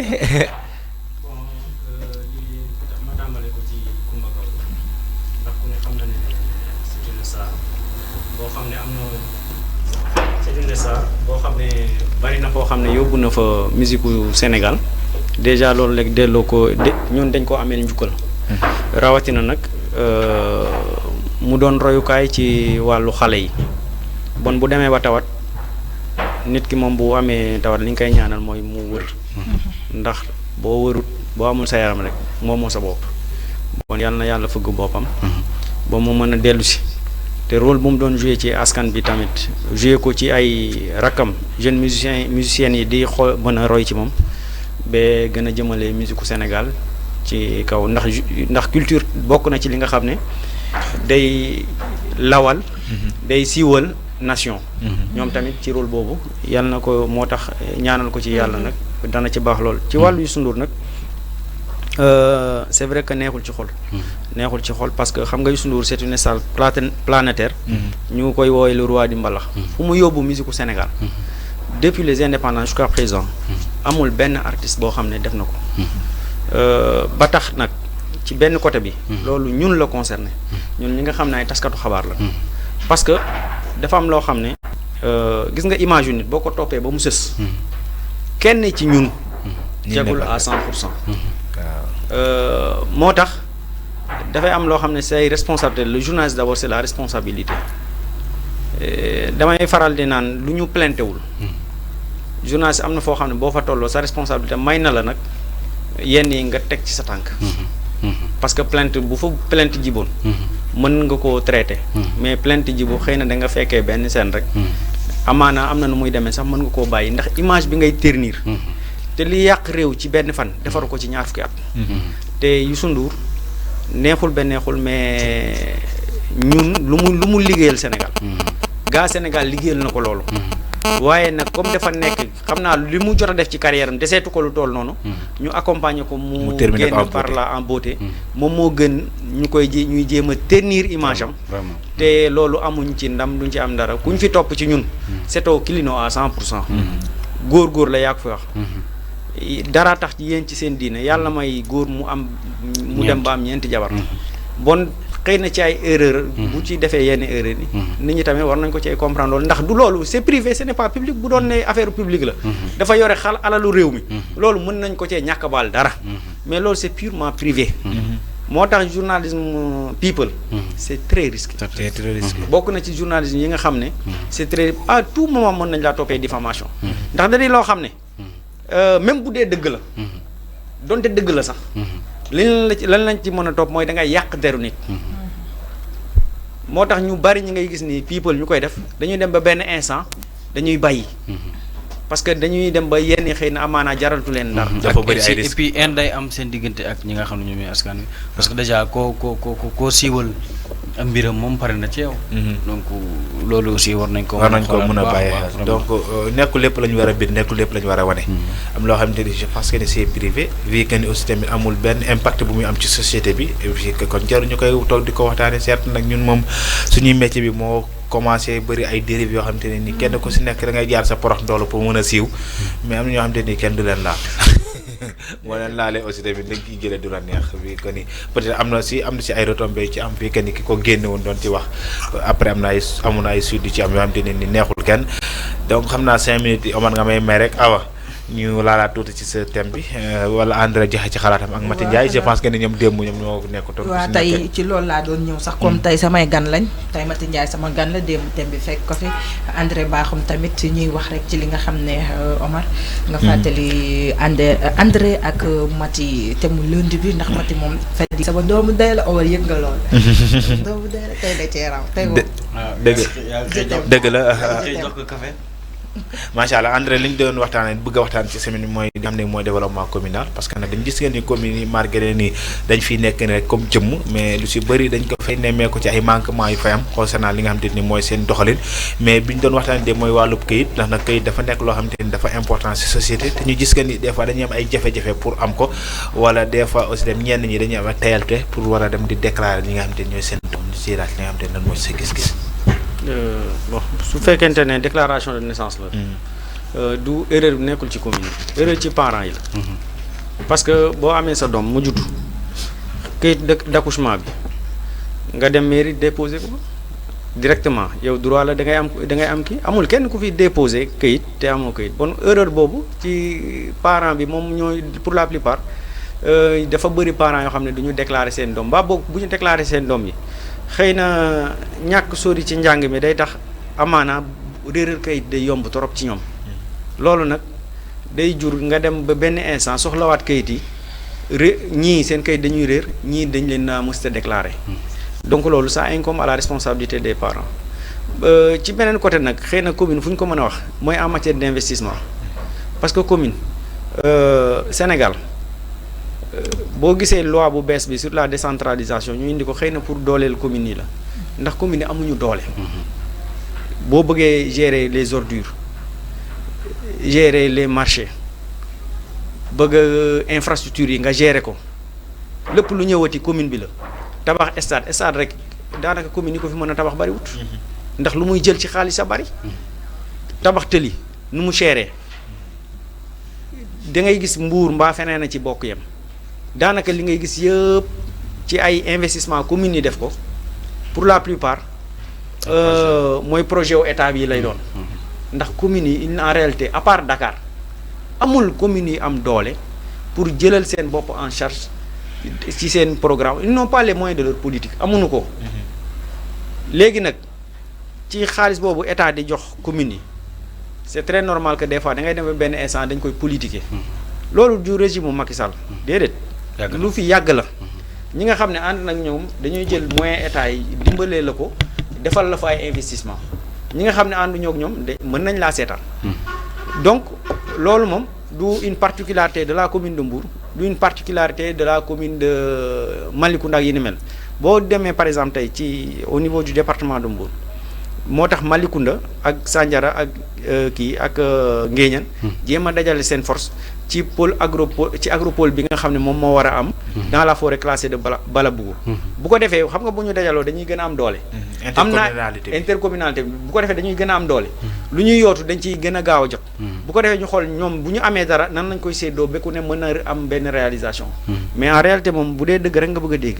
jamono yu ñu ne nii communes yi amuñu doole pour politique ya nga xam ne maanaam bu ñuy dem campagne nag ku ne da ngay wax lu la neex. voilà foofu laa bëggoon a ñëw sax grand est-ce que du ñoom coori ñoo dugal seen bopp parce que ñoom ñoo fi def campagne promettre fi du n'importe quoi bu projet état ñëwee ñu mubboo ko ne ñoom seen liggéey la est-ce que tamit yu ci bëri ñoom ñoo jaxate seen bopp ak askan wi. xam nga politique fii Sénégal bu dee da ngaa bëgg a dégg rek nga baal ma ci kàddu gi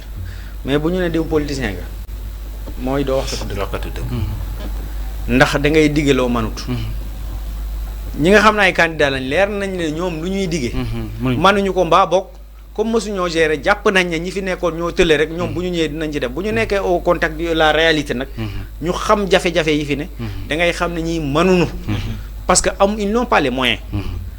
am beneen côté boo xam ne état bi pay saa yi du leen fay jàppale mooy rigueur day manqué des fois ci gestion yi ba chaque commune boo dem problème mu suuf nga fay fekk ay jalgati problème foncier ay budget yoo xam ne des fois dañuy naan diw budget bi fii la dugg te fekk amaanaa nit ñaa ngi naan budget ba dugg fa mais bu fekkente ne yow dañ laa sikkimu yoon sikkimu la ba nga xam ne mayuñu la tol fattal ay ni pour nga jàdd bon lépp looy defati ci alalu askan wi di nga rendre ay compte mais problème bu Sénégal ñun du problème boo xam ne c'est un problème particulier à Mbour mbaa ci beneen commune Sénégal la mooy que ne baaxoowuñu dirigeant def ba pare ñëw rendre compte c'est gouverner gouvernants yi pour la plupart da ngay def jaay doole tu n'as compte à rendre à personne ba boog balaa ngay rendre compte da ngay dem ci ay élection ay campagne électorale li naan def naa nangam déedéet waroo xaar loolu mu nekk loo xamante ne nii dafa nekkul rek ci diwaanu Mbour mais dafa wër sax parce que des fois ci gestion commune yi moom liñ ci nemmeeku dafa compliqué mais aussi ci li nga xamante ne mooy données yi parce que dañoo war a dépasser je pense que ni André ay war nañu dépasser ay registres il faut que tamit ñun commencer di informatiser parce que des fois yooyu aussi tamit dafa indi ay problème ci ay kayit yu réer la plupart. xam nga informatisation de l'état gars yi état bi tàmbale na ko heureusement tàmbale nañ ko te xam nga Cheikh Bakhoum c'est le directeur de l'ADIE. loolu commencé na ci def ay jéego yoo xam ne wax dëgg fa neex yàlla bu jee dëgg rek Sénégal commencé na faa jël ay pas di avancer ndànk na xam nga loolu day faral day yombalal benn mbir yow au lieu que boo soxlaatee këyit nga nekk fii di dang-dang yi di daw ñu lay jox ay këyit yoo xam ne yow leer na la ne këyit yi amaanaa da ngay dem ba benn instant nga sànni ko mais bu dee dañ koo informatiser yow loolu dootoo soxla yenn même fii léegi 20 ans 30 ans 50 ans saa yoo tapé ci machine bi da lay génneel li nga bëgg mais fii ay archives yoo xam ne pour la plupart ay archives yoo xam ne da nga koo teg yow su boobaa këyit bi ñu la jox bu réeree rek yàqu nga tu es obligé nga demaat tribunal def procédure bu gudd balaa nga koy xam nga ñëw à la veille des examens du CFEE Mbour gi boo fa demee li fay rang ci ay nit moo tax audience foraine yi dañuy bari nit ñi dañuy dem ba réclamer audience foraine xoolal chaque année nag nit ñi di réclamer audience foraine chaque année ça devient répétitif donc solution bi mooy informatiser kii bi informatiser le système de l'administration bu ñu ko defee benn bi dinañ régler erreur bi dootul am mais beneen mbir ma ci xew tamit lenteur yi da koy régler d'une manière le plus rapidement possible Mati. waaw Omar je pense que André wax na lépp nit moom mënoo matale lépp yaakaar naa ne da ngay ñëw wax li nga xamante ne moom nga bëgg mais mënoo def lépp da ngay def nànk-nànk rek ba bëgg a yegg fa nga war a mën a dem parce que je pense que ni nit ki bu dee nag lim la dig mu ngi ci rek di nga ko gis parce que di nga gis li nga xamante ne commencé na ko réaliser te je pense que ci commune yu bari gis nga li nga xamante ne moom mooy changement bi ci am wax na ko sànq mu nekk commune yoo xamante ne ci département Mbour bi la ñu nekk ci loolu aussi Omar ñu dem ci këyit yi nga xamante ne duñ ko déclaré Omar je pense que foofu côté hôpital aussi am nañ ci benn part de responsabilité parce que je pense que nit ki bu amee doom tëdd ci lalu hôpital bi jëkkër ji mu ngi lijjanti na muy fayoo hôpital bi wala kat nam lay préparé li nga xamante ne moom mooy xew bay ñëw wala tudd ba kon ci loolu aussi ñoom waroon nañ am benn nit koo xamante ne mairie lay jógee nekk ci fi nga xamante ne mooy hôpital bi bu nit ki génnee rek mën na ñëw jël li nga xamante ne moom mooy lim ci soxla war ko war a mën a bind Omar yóbbu ko foofu ci mairie bi mais dañ lay bàyyi ñu ci bari Omar dañuy pression moo leen di jàpp parce que yow mi jigéen yaa ngi tëdd ci lalu hôpital ba jógagoo mais Mati est-ce que xam nga ne am nga 3 mois pour déclarer sa doom waaw loolu dëgg la mais gis nga ci diggante xew boobu këyit ba mën na cee réer mais loolu nag moo est-ce que loolu yoon la di xaar ba sa pays di réer mais déedéet mais loolu boo xamee ne yow kat seetlu nga ne chaque année population bi ñu ngi joytu loolu da ngay changer méthode awa da ngay xool méthode bi nga xamante ne moo gën a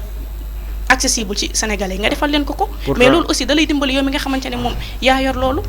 macha Allah mais aussi nga dëkk ci loo xamante ne même chose day il mérite des changements nga changer foofu ci informatisation je suis d'accord mais nañ ko defee biir hôpital bi nga xamante ne fa ngay amee doom nañ la fa bindee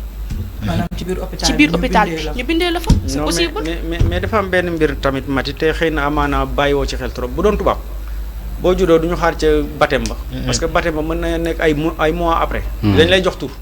mais fii Sénégal dañuy bàyyi une semaine après am na ñoo xam ne 10 jours la ñuy bàyyi seen aada ñu dóor laa ngay dóor a am tur moom moo tax état bi ca jamonoy Abdoulaye Wade mu indi woon bàjjanu gox yi pour ñuy assister nit ñi di leen gën di ñaax pour ñu defit seen déclaration éveil de conscience ak conscientisation bi ngay wax moom lañ gën a war a mën a accentuer wu xëy na nag amaanaa xam nga nit boo amee doom day continuer di ñëw hôpital di jël si ay rendez-vous am jigéen plus d'une semaine foofu nag mën nañ exiger maanaam boo dematee mairie ñu defar la benn këyit boo xam ne déclaration la une semaine après léegi yow bu ko defee yow boo ñëwee ci hôpital loolu këyit boobu dañ koy exiger soo ko indiwul duñ la defal sa lii boo ko indiwul ñu renvoyer la na demal nga def déclaration bi à partir de këyit boobu ñu continuer say visite postnatale loolu solution loolu warul metti sax parce que Omar bu fekkente ne tey bébé bi balaa bu jour bi di delsi tey bu ñu koy tuddal da nga koy yóbbu hôpital day delluwaat léegi yow soo delluwaat hôpital peut-être këyit boobu noonu mën nañ la ko jox bu ñu la ko joxee tey mën nga dem nga yóbbu ko mairie ci saa si mais da ngay gis ñoo xam ne dañuy jot seen këyit Omar dañ koy sàggane ñenn ñi dañuy xam ne am nañ këyit boo xam ne war nañ ko mën a yóbbu mairie comme ni ma ko waxee démb waaye dañu koy téye naan tey suba ginnaaw suba ba 3 mois ya weesu ba 3 mois yi passé waaw ba léegi am na ci ñoo xam ne Omar seeni doom amuñu këyit ba nii te yu mel noonu bu ñu juddoo ba tey sax mosuñoo am këyit te yu mel noonu ñoo koy waral donc sàggan xam naa kon bu subaa ñu gën ko yeggale bu subaa incha allahu rabbi comme niñ leen ko diggee woon rek dinañ ci defaat ay reportage ndax dafa am élément boo xam ne dañu bëgg a dem mairie mais xam naa ne tey rek bu soobee yàlla dinañ ci andi leeral te yaakaar naa ne suba incha allah élément bi dina yemb Omar. macha allah di la gërëm bu baax a baax. merci beaucoup. di la jox rendez-vous ba suba. waa rendez-vous ba suba di nuyu André Mati Babacar Omar Ndiaye Rési sama doomu nday Mati Ndiaye tey moom macha allah. jaajëf di nuyu ñëpp rek di la nuyu. merci Babacar lan moo gënoon fas tey ci kii kayitu Covid yi. waaw kayitu Covid tey am nañ ci 188 cas yu yees téeméer ak juróom-ñeent fukk 61 cas contact 127 cas communautaire Liberté 6 moo am 12 ak Kaolack ak 11 Mbour moo jël 3e place bi ak 8 cas communautaire jamono ji nag fës na lool ci li nga xam ne moo communiqué du jour yi mooy diwaanu Mbour ñaax askan wi rek ñu gën a wàllu sarloog wàllu solog masque yi ak lu ñu mel 212 cas ñoom 212 patients ñoom ñoo ci daal di wér ñaar téeméer ak fukk ak ñaar ñoom ñoo ci daal di wér 58 cas ñoom ñoo nekk ci réanimation ay cas grave 11 décès ni ki tey jii donc Omar Sénégal daal dina yegg ci baaru 700 décès yi nga xam ne nii ni ki démb rek ñu ngi ko doon wax ñu ngi ci toll nag ci 700 décès yi nga xam ni ñàkk nañ seen bakkan depuis ba mbas mi tàmbalee ba tey 4478 jamono ji ñoom ñoo tëdd ci lalu hôpital ñu leen di ñaan yàlla fëgg seen bopp di gërëm Omar téléspectateurs yi di leen jéggalu encore une fois comme ni ñu koy faral di waxee rek wax ci kanamu ñu la ëpp xam-xam ak ñu la gën a jàng gën laa sori gën laa gëstu dafa xaw a métti di gërëm André ci disponibilité am ci tamit réponse yi nga xam ne nii ak leeral yi nga xam ne indi nañ ko Mati ci réseaux sociaux yeeg Awa ma ngi koy gërëm di gërëm Omar comme ni koy doxalee waa Régi di leen jox daje ba ëllëg incha allah. merci beaucoup Mati. waaw Omar di leen jaajëfe bu baax a baax rek di jaajëfe Omar Messi di jaajëfe André ci xam-xam bi ñuy yokk saay bu ñëwee fii di joxante rendez-vous rek ba demee incha allah. André ñu ngi lay remercier bu baax. bon maa ngi leen di remercier di jéggaluwaat téléspectateur ak téléspectatrices yi nga xam ne amaana bari na ci lu ñuy wax rek ni ko Babacar waxee xëy na ñooñu gën a xam li nga xam ne ci débat yi ñu dugg. waaye xëy na sunu mbébét rek moom mooy ci as tuut lu ñu am ci ab xam-xam. ñu bokk kook ñoom. bu ci amee lu baax nag nañ ko sant yàlla bu amee loo xam ne dafa xaw a jagadi nañ ko jégalee te xam ne sunu matadi la. merci beaucoup André merci beaucoup Babacar ak Mati ak ki nga xam ne mooy Awa Sane mais aussi merci à Omar Régi ak ñëpp ñu jàppoon ci liggéey bi dinañ jox rendez-vous ba suba incha allah rabbi seen benn plateau Mbour TV matinal.